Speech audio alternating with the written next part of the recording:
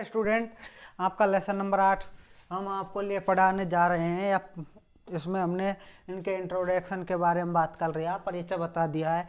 तो आज हम आपको एकल जीव होते हैं वो जनन कैसे करते हैं इसके बारे में हम आज आपके लिए पढ़ाएंगे।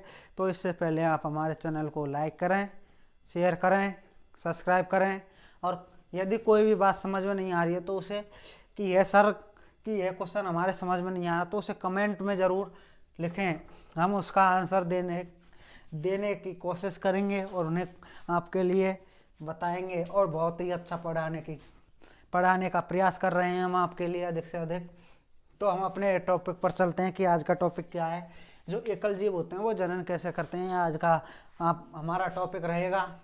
इसके अंतर हमने कल आपको बताया था कि विखंडन, फर्स्ट पॉइंट क्या था, विखंडन। जो विखंडन होता है एक कोशिकीय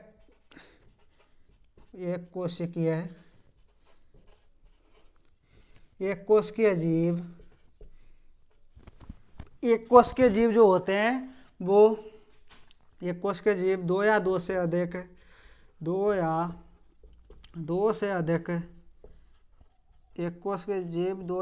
अधिक कोशिकाओं में टूट जाना,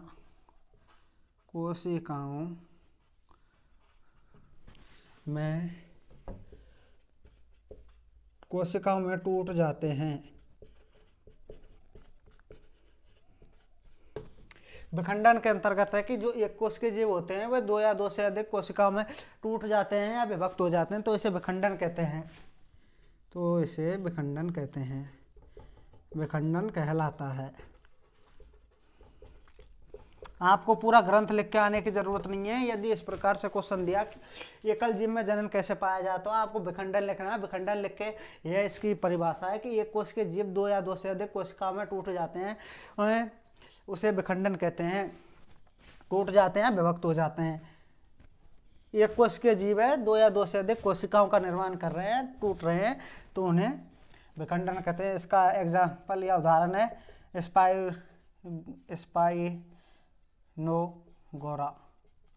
एग्जाम्पल बीएससी लेवल का एग्जाम्पल है इसका, स्पाइनोगोरा।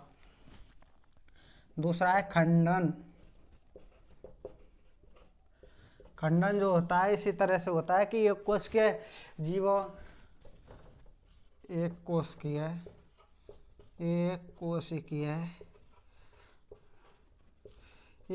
जीव का दो या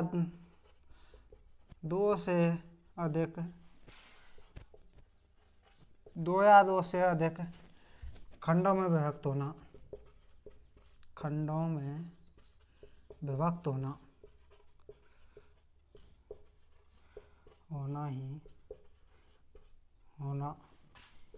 खंडन कहलाता है।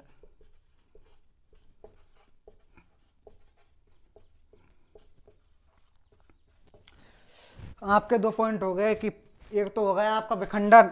जो विखंडन होता है वो एक कोश के जीव दो या दो से अधिक कोशिका में टूट रहे हैं तो उसे तो विखंडन कहेंगे। अगला है कि खंडन किसे कहते हैं। तो खंडन है वो एक कोश के जीव दो या दो से अधिक खंडों में विभक्त होना या टूटना ही खंडन कहलाता है। दो पॉइंट हो गए। तीसरा पॉइंट है कि पुनरुद्भवन।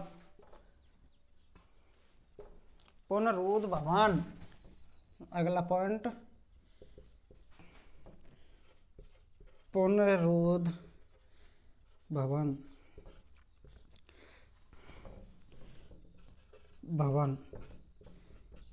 कि पुनरुद्भवन किसे कहते हैं। जो पुनरुद्भवन होता है उसमें यदि किसी एक कोशिकीय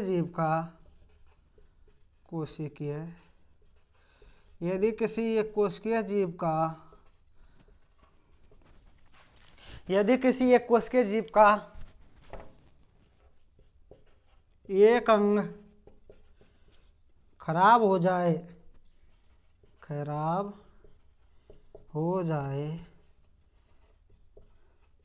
तथा खराब हो जाए या नष्ट हो जाए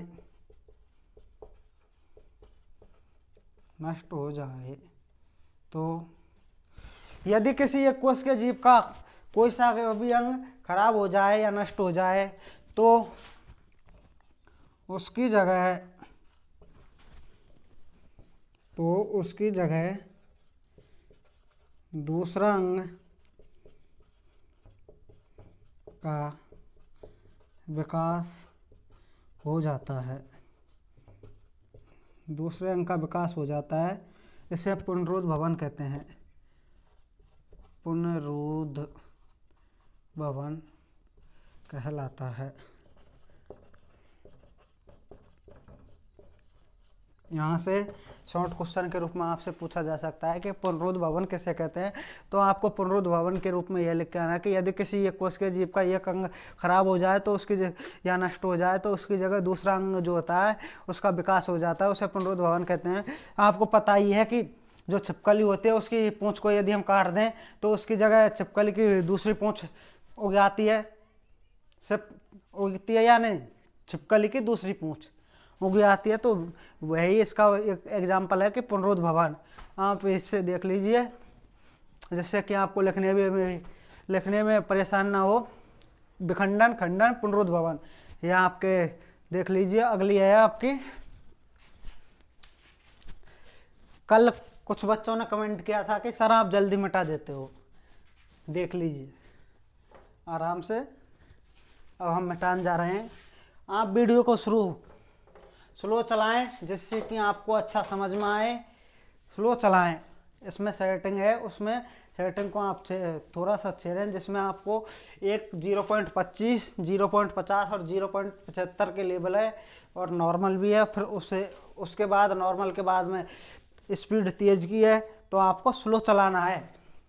स्लो चलाएं जितना हो। अगले आपकी पुनरुद्ध भवन होगा मुकुलन।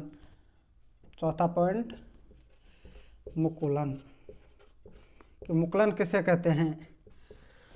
जो मुकुलन होता है ना, उसके अंदर एक कोश के जीव, एक कोशिकीय, एक कोश के जीव में, एक कोश के जीव में उभार उनकी सतह पर, एक कोश के जीव में उनकी सतह पर उभार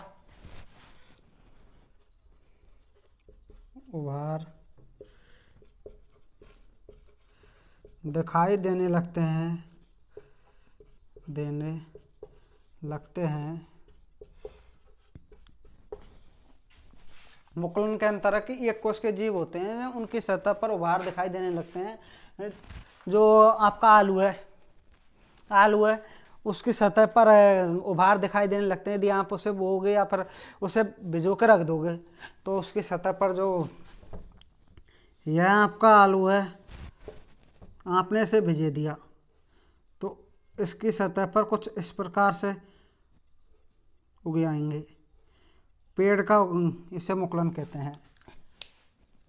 यह आपका मुकुलन कि एक कोश के जीव में उनकी सतह पर उभार दिखाई देने लगते हैं तो उसे मुकुलन कहते हैं।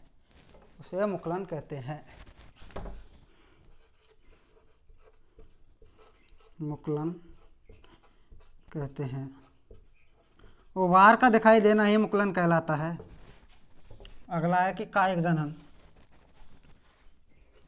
कायिक जनन,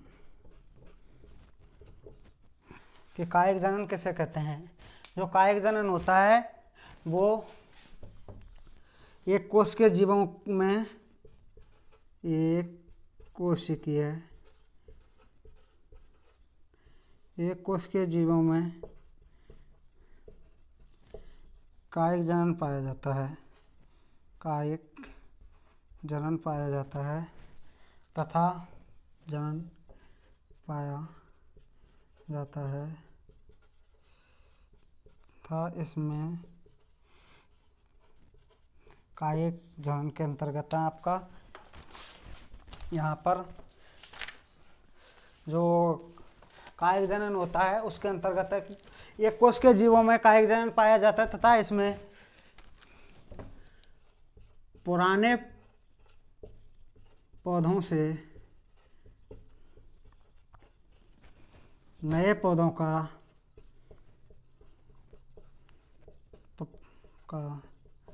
विकास होना ही एक कोष के जीवों में कायिक जनन पाया जाता है तथा इसमें पुराने पौधों से नए पौधों का विकास होना ही कायिक जनन है।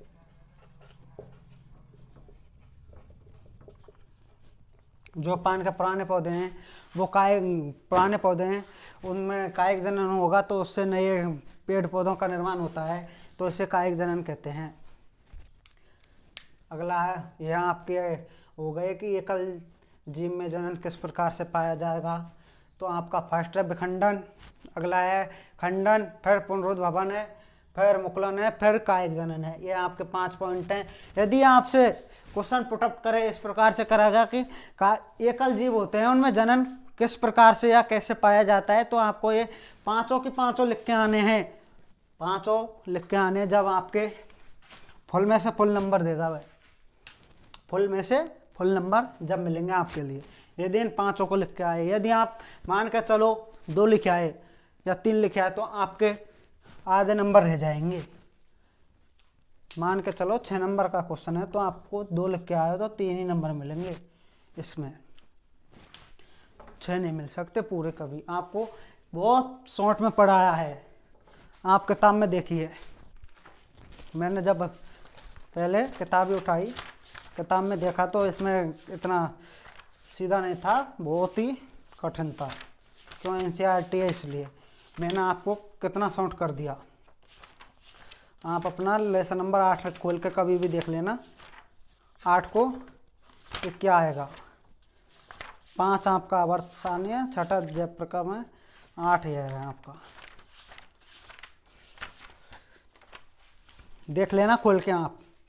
विखंडन कितना बड़ा है, इतना आप याद करोगे ना तो नो कहोगे कि क्या है, खिचड़ी बन जाएगी दिमाग में। इसलिए मैंने आपके लिए बहुत शॉर्ट में पढ़ा है। और अगला पॉइंट है आपका बीजाणु समासंग। 6 पॉइंट बीजाणु समासंग। जो बीजाणु समासंग होता है उसे क्या कहते हैं। जो बीजाणु समासंग होता है ना, वो यह गुच्छे के रूप में पाया जाता है। यह जो बीजाणु समासंग, बीजाणुओं का समासंग यानी गुच्छे के रूप में पाया जाना ही बीजाणु समासंग कहलाता है।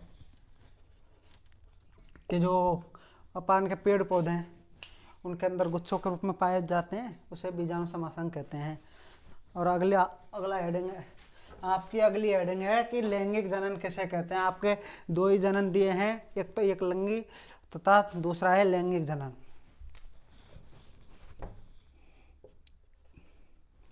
अगली हेडिंग है आपके लैंगिक जनन किसे कहते हैं। यहाँ पर लिखते हैं लैंगिक जनन। जो लैंगिक जनन होता है ना, लैंगिक जनन के लिए यह पुष्पों में भी पाया जाता है, हमारे मनुष्य हैं उनके अंदर भी पाया जाता है। मान के चलो कि अकेला आदमी बच्चे पैदा नहीं कर सकता। कितनी बड़ी बात कह दी कि अकेला आदमी बच्चे पैदा नहीं कर सकता। इससे जनन करने के लिए औरत की ज़रूरत होती है, जब जाके हम फर्टिलाइजेशन जनन करके बच्चे पैदा कर सकते हैं। यहाँ पर आपका दिया है कि लैंगिक जनन, इसमें उदाहरण दिया है कि जो एक बैल होता है ना, वो संतान पैदा नहीं कर सकता। तो मैं आपके लिए उदाहरण दे रहा हूँ कि जो एक आदमी होता है ना, वो बच्चा पैदा नहीं कर सकता या अपनी संतान पैदा नहीं कर सकता, उसके लिए औरत की ज़रूरत होती है। अगली है आपकी लैंगिक जनन प्रणाली क्यों आवश्यक है। लैंगिक जनन प्रणाली है जो क्यों आवश्यक है। इसके लिए फर्स्ट है कि 2 संतति कोशिकाओं में बनने में डीएनए की प्रकृति एकल कोशिका से आप लिख लीजिए, मैं बोर्ड पर नहीं लिख रहा। एकल कोशिका से दो संतति कोशिकाओं के बनने में, लिख देता हूं, एकल कोशिका से, मान के चलो कि एकल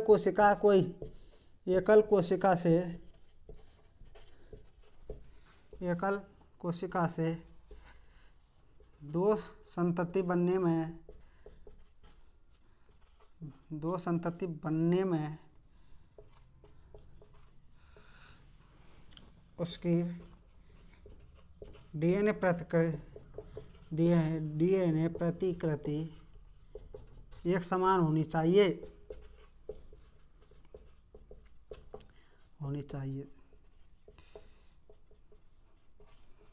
कि एकल कोशिका, माना कि अपन के पेरेंट हैं, तो उससे दो संतति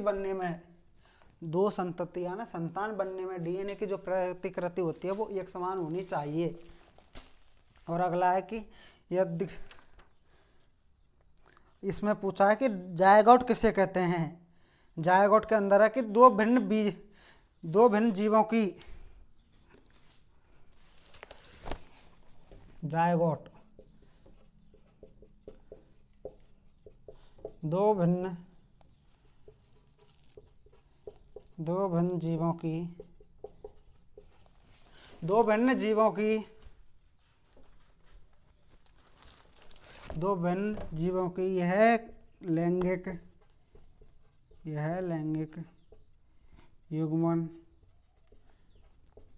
कोशिकाओं की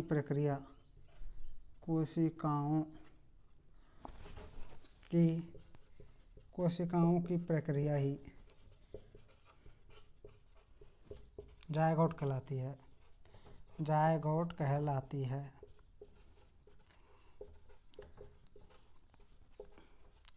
कि जो जायगोट होते हैं वो किसे कहते हैं, दो भिन्न जीवों की, कोई दो भिन्न जीव हैं उनकी लैंगिक युग्मन कोशिका की प्रक्रिया ही जायगोट कहलाती है। अगली है कि आपका जो होता है अर्धसूत्री विभाजन, इसके ये अंदर है अर्धसूत्री विभाजन। इसमें आपको लिखना है कि लिख के आना है कि एक जिनमें जीव की कायिक कोशिकाओं की अपेक्षा, जिनमें जीव की अर्धसूत्री विभाजन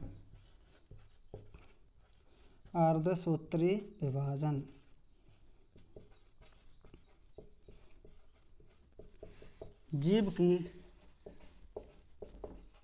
कायिक कोशिकाओं या सेलियन कोशिकाएं होती हैं, कोशिकाओं के गुणसूत्रों की संख्या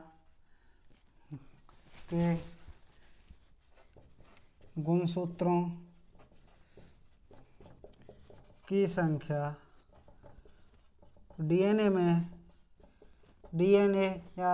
प्रतिकृति में आधी रह जाती है। कुछ तो कह रहे होंगे कि सर किताब में से टिप के पढ़ा रहे हैं, किताब में से इम्पोर्टेंट है, उन्हें एक किताब में से छांट के कोई बता दे तो हमारी गारंटी है। किताब में से भी आपका है कि एकल कोशिकाओं से दो या दो से अधिक संतति बनने में उसके डीएनए प्रतिकृति एक समान होनी चाहिए। एक समान होगी जब ही बनेंगे। अगला है जायगोट आपसे एक नंबर के जायगोट या अर्धसूत्री विभाजन और पुनरुद्भवन, तीनों में से एक नंबर का क्वेश्चन इंपॉर्टेंट बनता है। यहाँ से जायगोट जो होता है दो भिन्न जीवों की यह लैंगिक युग्मन कोशिकाओं की प्रक्रिया ही जायगोट कहलाती है। अर्धसूत्री विभाजन जीव की कायिक कोशिकाएं, सेल्स कोशिकाएं के गुणसूत्रों की संख्या डीएनए प्रतिकृति में आधी रह जाती है। आधी जल्दी में आधी, इस प्रकार से आपका आधी रह जाती है, तो इसे ही अर्धसूत्री विभाजन कहलाते हैं। अर्धसूत्री विभाजन कहते हैं। आगे बढ़ते हैं इसी में लैंगिक जनन में। तो आपका लैंगिक जनन में आगे बढ़ेंगे तो इस प्रकार से होगा कि पुष्पीय नर युग्मक और मादा युग्मक। अगला है लैंगिक जनन में ही नर युग्मक तथा मादा युग्मक। जो नर युग्मक होते हैं ना, नर युग्मक गतिशील जनन कोशिकाएं, गतिशील जनन सेल्स कोशिकाएं, गतिशील जनन कोशिकाएं में जो गति करती हैं उनमें उनकी जनन कोशिकाओं में नर युग्मक पाया जाता है, नर युग्मक पाया जाता है। अगला है ना मादा युग्मक। जो मादा युग्मक होता है वो जनन कोशिकाओं में, जनन सेल्स में भोजन का संचार या भंडार रखता है, संचार या भंडार रखता है।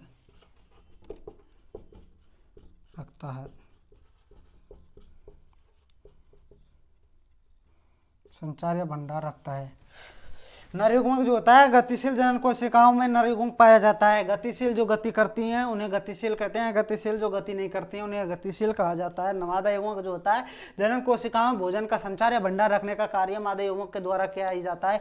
यदि आपको वीडियो अच्छी लगी हो तो वीडियो को लाइक करें, शेयर करें, कमेंट करें और सब्सक्राइब भी करें। यदि आपको कोई बात समझ में नहीं आई है कि सर हमें यह क्वेश्चन नहीं आया समझ में, आप इसे दोबारा समझाएं, तो हम उन क्वेश्चनों को आपको इस वीडियो पर ही दोबारा समझाने की कोशिश करेंगे ही नहीं, हम समझाएंगे उन्हें दोबारा से ही। तो आपके लिए आज इतना ही काफ़ी। कल हम पढ़ेंगे कि पुष्पीय पादपों में जो पुष्प होते हैं उनमें लैंगिक जनन किस प्रकार से होता है।